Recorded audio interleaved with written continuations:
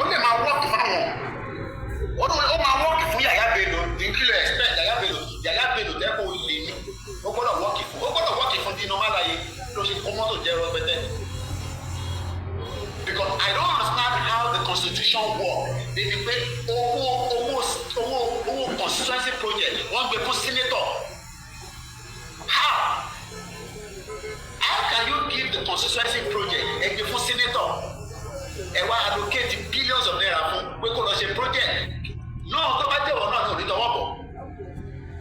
Mo bèrè. Ó dà bẹ́ẹ̀ àwọn èèyàn ẹ̀gbọ́n mi àwọn èèyàn ti lùsọ̀ àwọn èèyàn gbọ́ wá bọ̀. Tó tẹ bá gbọ́ mi ní ìyàn 56 péré ló thumbs up kò dáa. A dẹ̀ ti ṣe 3 hours. Àbí ṣé ká máa lọ? Ìyẹn ló ṣe ní owó lọ́wọ́ because every senator is giving a constituency project. Àwa gbé project yẹn wá sí Ifọ̀. Àwọn tó wà nífọ̀ wọ̀ rí náà ló pọ̀ rí títí lò. Wicked country. Àwa ní Dino àwa máa ṣe fídíò ojú òde tì wọ́n. In the poverty system tó wà Nàìjíríà òun tẹ̀ sọ̀rọ̀ ẹ̀dọ́mọ kékeré a máa record ṣe Bentley ṣe this ṣe that àbí. Ojú ló ń kọ́ ìbòjì. So 2 things. A lè ṣe rally wá tàbá ń ṣe òkú possible kan la máa kọ́kọ́ mú ká tó ṣe kan ṣe jẹ́ ká sin òkú tán ká sin òkú láyọ̀ àtàlàáfíà Dino ti wá di content creator pẹ̀lú owó Nàìjíríà òun smart ni tí wọ́n bá fún ní $1 million tó lọ invest síta ohun èrè tán sọ máa rí ni àwọn invest owó kéékèèké bẹ́ẹ̀ ṣe ẹ̀yin tẹ́ ẹ̀ ra crypto 5,000 naira irú àwọn ọmọ ẹ̀ ṣe àwọn ti nígbà tí mo kọ́kọ́ lọ Dubai nígbà tí wọ́n kọ́ gbàgbé mo ti sọ story yìí pé mo kọ́kọ́ máa gbàwé báyìí mo sì ti mi ra ticket younger brother mi fly láti Nàìjíríà àpàdé ní Dubai orí flight lọ́dún sọ fún wa pé a máa ra dé mo ní lébi tí báwo lọ́sà ń fún wa ní kíní kan leaflet tábà ti land ọmọ wa gbé wa ní ṣé hòtẹ́ẹ̀lì amadé sábà apartment lọ́sà ń béèrè question kí ló dé tó àṣé normal ṣe ni pé gbogbo flight tó bá jẹ́ flight Nigerians tí Nàìjíríà pọ̀ lórí ẹ̀ wọ́n mọ̀ pé àwọn kan nu yín ẹni contact àwọn olóṣèlú àwọn kan nu yín olè ní wọ́n bí ọ̀ṣpọ̀pì ọ̀pọ̀ bẹ́ẹ̀ so they were selling accommodation and properties so gbogbo àwọn Dino àwọn bẹ́ẹ̀ lọ yẹ àwọn ní access sí fund so do you know how many properties ló máa ní ní Dubai tó máa gba monthly returns ìwọ jókòó pariwo Nàìjíríà kò bẹ̀ta nínú dream ẹ̀ ọmọ àlè. The government that is not working for me and you. Lóòótọ́ àwọn governors wa máa láwọn gbìyànjú pé based on the little revenue Tinubu dẹ̀ ní kọ́ reform tax àwọn náà dáná lórí Tinubu òpè according to them orí òpè wọ́n reform ẹ̀ because irú àwọn state kan wà nísìn Yobe state kí ló ń produce kí ni Yobe state ń produce wọ́n béèrè Yobe state kí ni nǹkan tó ń produce kò produce jack shit yet àwa là ń fund Yobe state so ẹ fẹ́ ká máa fund àwọn tí wọ́n jẹ́ kí life ti wá better because tá a bá wà nílẹ̀ Yorùbá on our own we can take care of ourselves and there can be serious accountability àwọn kan bá ṣe àtàbádé ní country kan dín pẹ̀lú wa kí ló rẹ̀ bá ṣe wà very nílò òyìnbó òfin ní tó bá ti wà nínú òyìnbó òfin ní because tó bá ti ṣe tí kò jẹ́ kó ṣe òfin máa mú ẹ mọ́lẹ̀ simple as that kò sí àbẹ́gìsà kò sí ọlọ́pàá please kò sí nǹkan tó jọ bẹ́ẹ̀ the law will deal with you so when we are crying out and saying we want Yoruba Nation so that our money they don't want our drink in Yobe ṣé mi lè ta bí àlọ́ sí Yobe state ṣé ti bá dé Yobe state mo lè yín àti brother mi ọ̀lànìpẹ̀kù ṣé kí n lọ sí Yobe state bí a fẹ́ bẹ̀rẹ̀ sí a fẹ́ máa ta wine àti àwọn liqueur tó da a fẹ́ ṣí restaurant sílẹ̀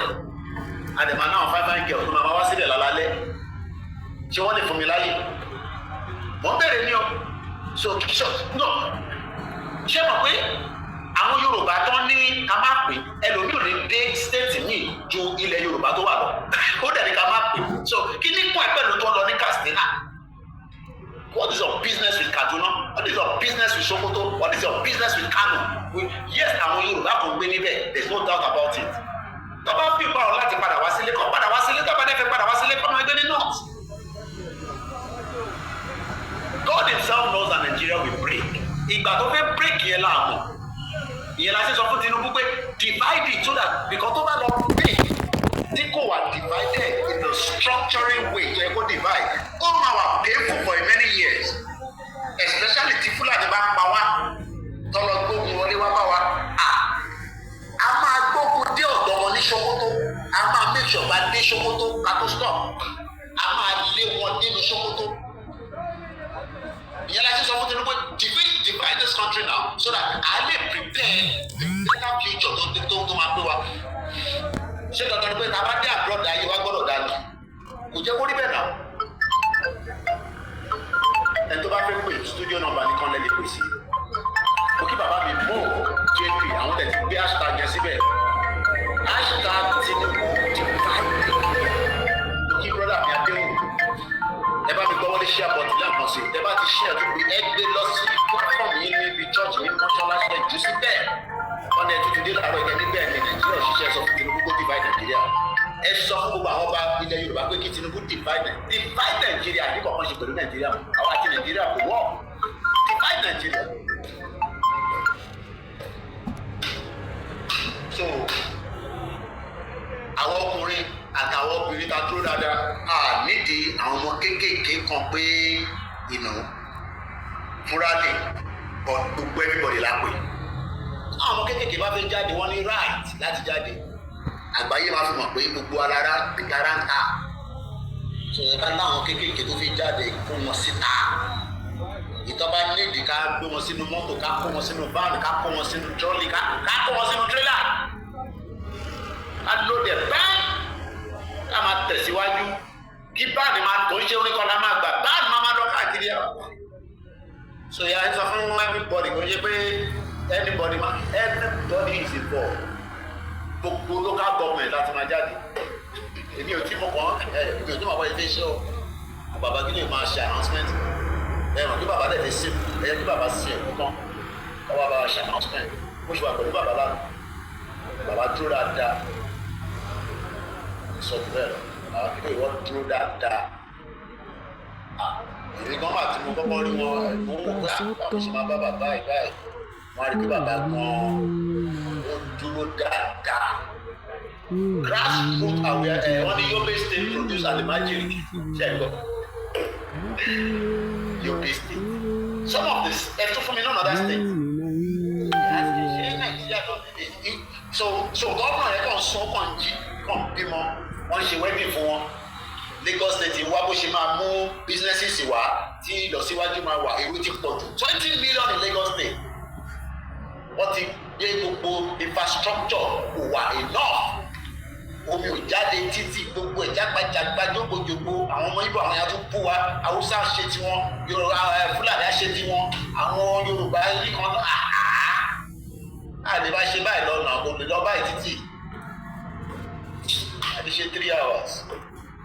fàájì dẹ̀ ni mo ṣe nísìnyí bẹ́ẹ̀ kí n ti mú kọ́kọ́ lábẹ́ nǹkan fún mi mọ́ ẹni tí bẹ́ẹ̀ kí n ti mú bíbí tó.